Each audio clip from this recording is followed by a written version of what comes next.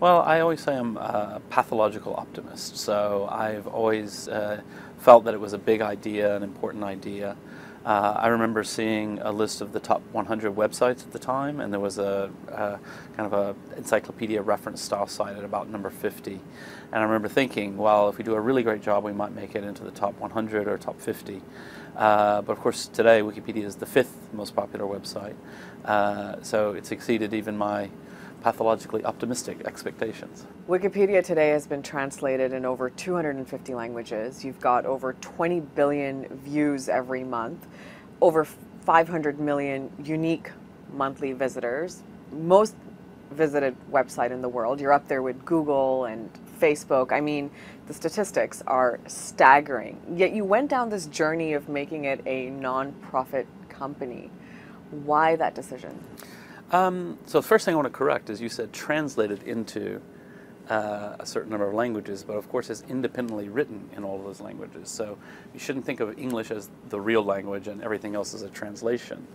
They're all independently written by local people speaking that as their mother tongue. So minor side point, I always try to emphasize. So then is the story different in another language, perhaps? Is the interpretation of an event different? In minor ways sometimes, but generally it's very similar everywhere. We do projects where we look and do comparisons, and generally they're quite similar. So Wikipedia was really a child of the dot-com crash. Wikipedia, I had started it, it was growing, the entire internet economy collapsed in many ways. There was no obvious business model. There was no way of raising venture capital funding.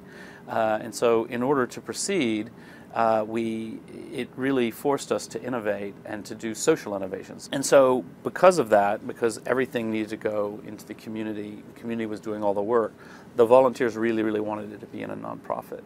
But additionally, I think Wikipedia would be so much lesser than it is today if it had advertising. Wikipedia operates as a self-governing business model.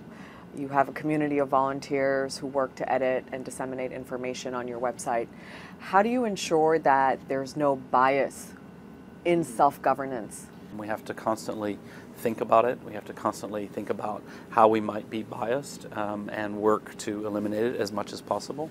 But we do know that there are some ways that we could improve. So one of the issues is that the vast majority, as much as 85% of Wikipedia contributors are men. The typical Wikipedia editor is 26-year-old male, tech geek, single, which means we're really, really good at certain IT topics because that's, these tech geeks know a lot about that.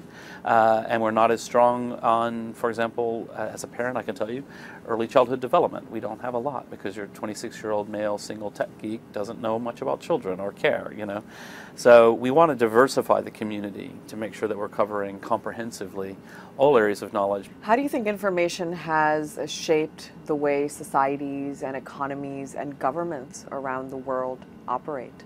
Well, we're in a really interesting period of transition. We're going from an era of broadcast media, sort of centrally controlled, a few large organizations, to an area of peer-to-peer participatory media where everybody can have a voice and everybody can say things. We now are experiencing a time when citizens have a much greater demand for transparency. One of the concerns I have is that with a lot of the kinds of things that get leaked these days and things like this, is that the actual danger is that businesses and politicians and government officials will stop writing things down. They'll realize, oh, we can't send email about this because the email will cause us trouble in the future, where it might get leaked at any moment, and so they don't write things down, which means we can't subpoena them later. Everything becomes, ironically, less transparent. What is your opinion of WikiLeaks? Mixed.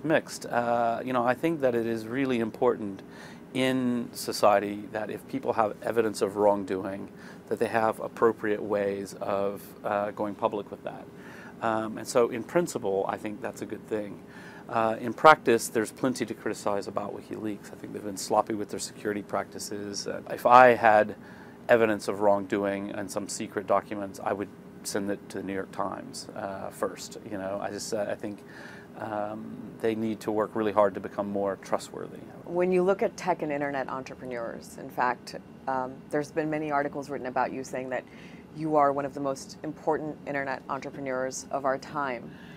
Yet, you're not a billionaire. I never said that. People say that. Well, the New York Times, the Yes. Guardian. Yeah. Yet, you're not a billionaire. Right. Any regrets? No, no. I mean, what I always say, I remind people, and we're sitting here in New York City. So just go to Wall Street and you can find tons of people with loads more money than I'll ever have. And they're unbelievably boring. And their lives are unbelievably boring. I live a life that is so interesting. I travel all over the world. I meet anybody I want to meet. I meet Wikipedia volunteers. I meet heads of state. So I have this fascinating, amazing life that money can't replicate.